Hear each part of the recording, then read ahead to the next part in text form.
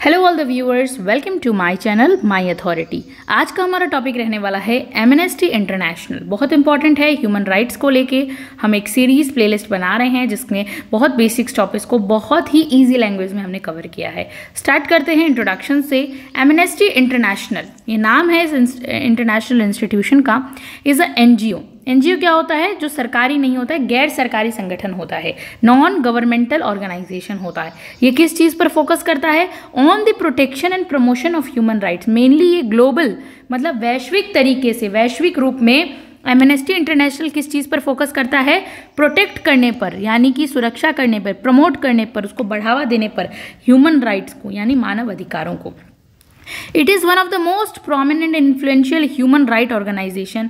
ये बहुत ही ज़्यादा प्रोमिनेंट है, प्रभावित करने वाला, इन्फ्लुएंशियल है वर्ल्ड के अंदर। Known for its impartial and rigorous documentation of human rights abuses and advocacy for justice, freedom and dignity. जो मेनली जाना जाता है, मानव अधिकारों के अगर हनन होता है तो उस पर निष्पक्ष और कठोर दस्तावेजीकरण और न्याय करता है। स्वतंत्रता और सम्मान की वकालत के लिए यह जाना जाता है। और इसका ओरिजिन देखते हैं, ओरिजिन और फाउंडिंग कैसे होती है। तो सबसे पहले फाउंडेड की 28 मई 1961 को जो है ये पहली बार लाइट में आता है, इसको फाउंड किया जाता है। याद रखेंगे डेट ओनली हम 1961, वैसे 28 मई है इसका, लेकिन हम सिर्फ अभी इतना याद रखें तो भी सही है। फाउंडर कौन थे? पीटर बेनिसन थे। पीटर बेनिसन एक ब्रिटिश लॉयर थे जिन्होंने इसको फाउंड किया था, एमनेस्टी इंटरनेशनल को। ब्रिटिश लॉयर थे, ह्यूमन राइट एक्टिविस्ट थे और मानव अधिकार के बारे में बहुत जानते थे ये, इसीलिए इन्होंने इसको फाइंड आउट किया था। इनिशियल इंस्पिरेशन कहाँ से आई थी? बेसिक तो बेनिसन जो है लॉन्च द कैंपिंग, उन्होंने एक कैंपिंग लॉन्च किया था, नाम था अपील फॉर एमनेस्टी 1961। ये एक उनका कैंपेन था।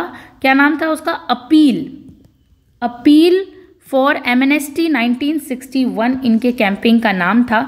इसके अंदर में the observer newspaper in response to the imprisonment of 2 students raising the toast to freedom. क्या हुआ था कि 2 पुर्तगाली स्टूडेंट्स थे, उन्होंने आवाज़ उठाई थी फ्रीडम के लिए, स्वतंत्रता के लिए, तो उन्हें जेल में जाना पड़ा। इसके लिए एक आवाज़ उठाया गया था इस न्यूज़पेपर, इस कैंपेन के अंदर, और ये फिर एक न्यूज़पेपर ने देखा था ऐसा, तब से जो है इनिशियल इंस्पिरेशन यहाँ से मिलती है। और हेडक्वार्टर्स कहाँ है? इसका हेडक्वार्टर है लंदन के अंदर, लंदन यूनाइटेड किंगडम यूके में है। कोर ऑब्जेक्टिव देखते हैं मिशन का, और एमनेस्टी इंटरनेशनल का कोर ऑब्जेक्टिव क्या था? तो एमनेस्टी इंटरनेशनल कोर मिशन था investigate and prevent grave abuse of human right, कि ऐसा अगर मानव अधिकारों को बहुत ज़्यादा मतलब हनन होता है, गंभीर हनन होता है, तो उसके प्रति जांच करने का या उसे रोकने के लिए इन्वेस्टिगेशन की एक इम्पॉर्टेंट चीज़ इसमें मिशन का टारगेट था। Campaign for the release of prisoners of conscience, यानी कि अंतरात्मा के कैदियों की गहराई के लिए अभियान चलाया गया था। ठीक है, उनको जो है रिलीज़ करना, उनकी बहुत ज़्यादा campaign to release prisoners of consciences, और oppose torture and ill treatment, ये किस चीज़? अत्याचार और दुर्व्यवहार का विरोध किया। Promote the right of refugee, शरणार्थियों के राइट को और ज़्यादा प्रमोट करना। माइग्रेंट जो एक स्थान से दूसरे स्थान पर जाते थे, women, children, minorities, marginalised groups, यानी शरणार्थी, प्रवासी, महिलाएं, बच्चे, अल्पसंख्यक और हाशिए पड़े समूहों के अधिकारों को बढ़ावा दिया गया था इसमें। एडवोकेट करता है Amnesty international freedom of expression, मतलब हम अभिव्यक्ति की स्वतंत्रता है, हमारे पास फेयर ट्रायल्स हैं, निष्पक्ष सुनवाई होनी चाहिए, और अबॉलिशन ऑफ डेथ पेनल्टी, यानी कि जो मृत्यु दंड है उसका उन्मूलन की वकालत करता है। तो ये सब इसके कोर ऑब्जेक्टिव्स देखने को मिलते हैं। बहुत इंपॉर्टेंट है ये कोर ऑब्जेक्टिव्स, अगर पूछते हैं एमनेस्टी इंटरनेशनल के मिशन थे। इसका मोटो क्या था, यानी कह सकते हैं आदर्श वाक्य, जो सबको बहुत ज़्यादा आइडियल एक कोट होता है ना, मोटो क्या था? तो it is better to light a candle than to curse the darkness. इसका मतलब है अंधेरे को कोसने से बेहतर है कि मोमबत्ती जलाई जाए।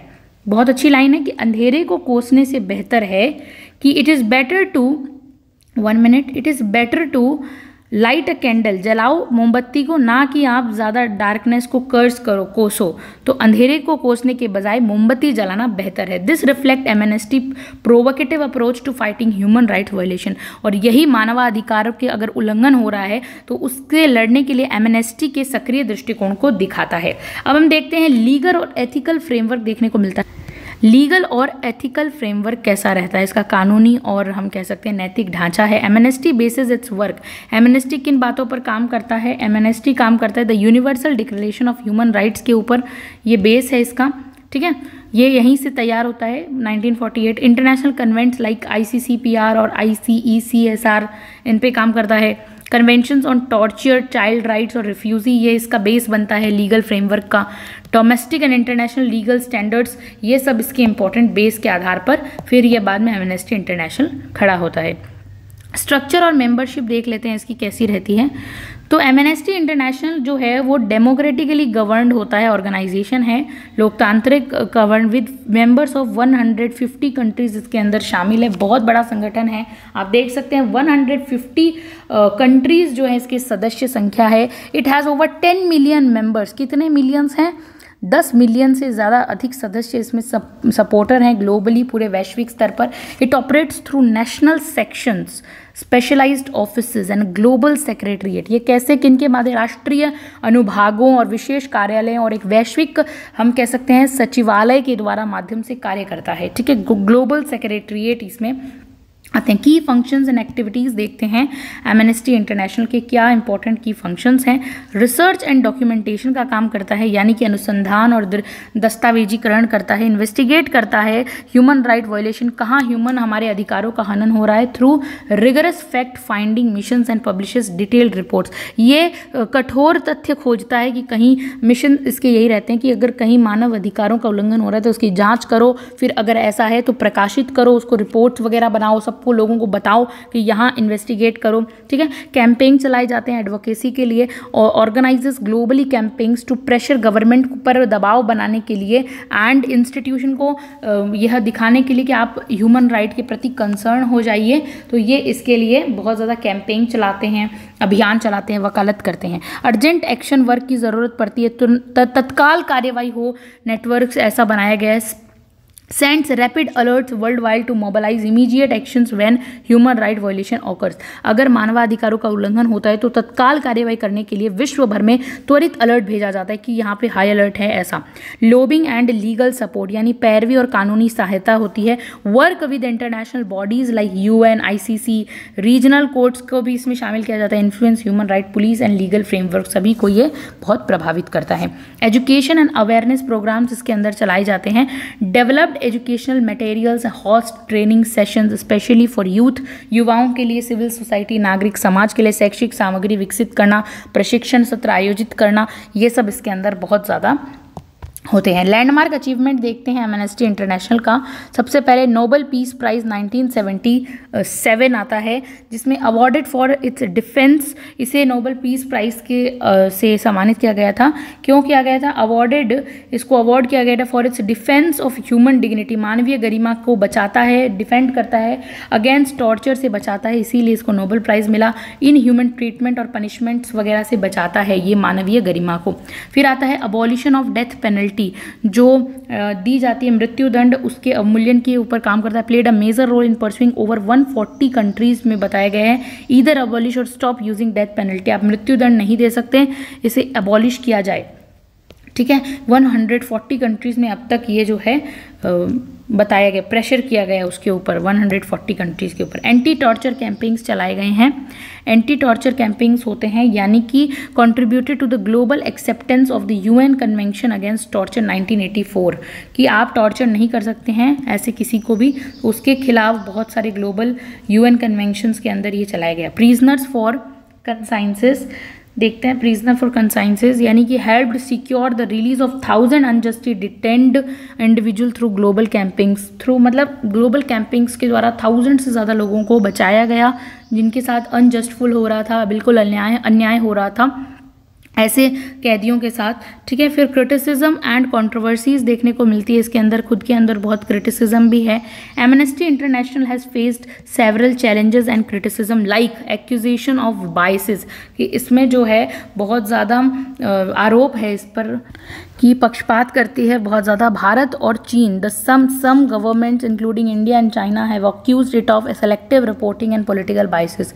भारत और चीन सहित कुछ सरकारों ने इस पर चयनात्मक रिपोर्टिंग की, ये सिर्फ चयन करके अपने पर्टिकुलर फेवर तरीकों से ही काम करता है, और ये बहुत ज़्यादा पॉलिटिकली प्रेजुडिस का आरोप इस पर लगाएं, एक्यूज किया गया है कि ये बहुत सेलेक्टिंग रिपोर्ट करता है, पॉलिटिकल बायस है ये सब, ठीक है। फिर फाइनेंशियल स्क्रूटिनिटी देखने को मिलती है, यानी वित्तीय जांच होती है इसकी, यानी क्वेश्चंस हैव बीन रेज्ड, किस पर क्वेश्चन सवाल जवाब उठते हैं, इसके फाइनेंशियल मैनेजमेंट के ऊपर, and have high salaries of top executives, जो बड़े बड़े अधिकारी हैं उनकी सैलरीज बहुत ज़्यादा, उनके वेतन पर सवाल उठाए गए हैं। इंडिया चैप्टर क्लोजर देखते हैं, यानी कि भारत अध्याय समापन 2020। इसमें क्या होता है, Amnesty India halted operation after its account were frozen by Indian government over alleged FCRA violation. पहले इंडिया इसका पार्ट था, लेकिन क्या हुआ था, जम्मू और कश्मीर और CA प्रोटेस्ट वगैरह हुए थे, उसके वजह से India halted operation after its account were frozen, India के अकाउंट को फ्रोजन कर लिया गया। India government have over alleged violation हुआ था इसमें, और Amnesty claimed it was a crackdown. Amnesty ने कहा इसीलिए रोक दिया गया क्योंकि CA और प्रोटेस्ट वगैरह पर एमनेस्टी ने कोई रिपोर्ट्स और क्रिटिकल आवाज़ उठाई थी, ये केस था।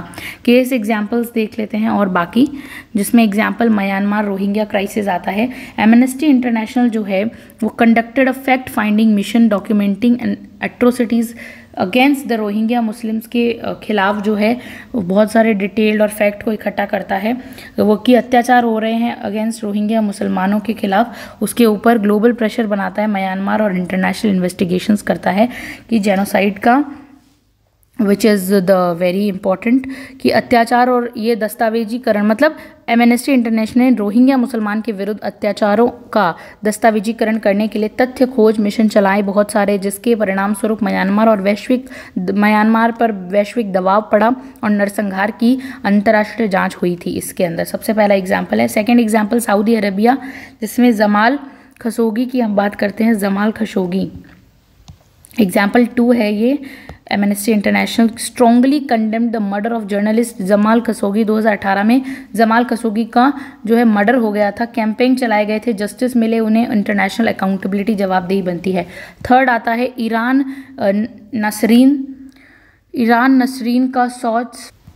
नसरीन सोतोदे था, यानी कि एमनेस्टी ने ईरानी मानवाधिकार, एमनेस्टी किसके एडवोकेट करता है, वकालत करता है, of Iranian human right lawyer Nasrin Sotoudeh, sentence 38 years of defending women right, क्योंकि वो जो है एमनेस्टी जो है ईरानी मानवाधिकार वकील नसरीन सोतोदे की रिहाई की वकालत करता है कि उसे छोड़ दिया जाए, रिहा किया जाए, क्योंकि वो जो है जिन्हें महिला अधिकारों की रक्षा के लिए 38 साल की सज़ा सुनाई गई है, क्योंकि उन्होंने महिला के अधिकारों की रक्षा की पर उन्हें 38 साल की सज़ा सुनाई गई है, लेकिन उनके रिहाई की मांग करता है एमनेस्टी इंटरनेशनल। प्रेजेंट और फ्यूचर आउटलुक्स देखते हैं इस इम्पॉर्टेंट कमीशन इंटरनेशनल ऑर्गेनाइजेशन के। Amnesty continues to work issues like, आज ये ऐसे इशूज़ पे बात करता है जैसे डिजिटल सर्विलेंस और प्राइवेसी की बात करना, climate justice and environmental right to indigenous and LGBTQIA communities की बात करना, कन्फ्लिक्ट जोन मॉनिटरिंग करना, जैसे गाज़ा, यूक्रेन, सूडान, इनके बीच में जो लड़ाई है उनको सुलझाने की बात करना। ग्लोबल कैंपेन चला रखे हैं 23 से 25 तक, protect the protest, focus on defending the right of peaceful assembly, right for rights, ये सब इंपॉर्टेंट इसके प्रोटेस्ट वगैरह हैं।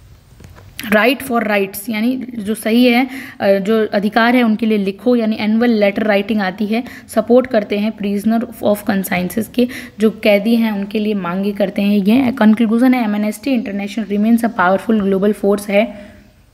बहुत सारी इसमें कंट्रीज़ भी शामिल है। ये हमेशा गवर्नमेंट को इन्फ्लुएंस करती है, मोबालाइज करती है, सिविल सोसाइटी को और मजबूत बनाती है। डिस्पाइट फेसिंग क्रिटिसिज्म भी मिला है इसे, पॉलिटिकल प्रेशर भी इसके ऊपर रहता है, लेकिन कमिटमेंट टू इम्पार्शियल डॉक्यूमेंट, ऐसे दस्तावेजीकरण को ये सपोर्ट करती है जो ट्रस्ट वॉइस बनते हैं। इंटरनेशनल ह्यूमन राइट मूवमेंट आंदोलन चलाए जाते हैं अपहोल्ड करते हैं credibility and continuity of adherence to transparency लेकर आइए, न्यूट्रलिटी लेकर आइए अगर ऐसा हो रहा है, और एथिकल रीगर इज़ वाइटल। ठीक है, बहुत इंपॉर्टेंट हमने देखा आज एमनेस्टी इंटरनेशनल को। Thank you so much for watching this video.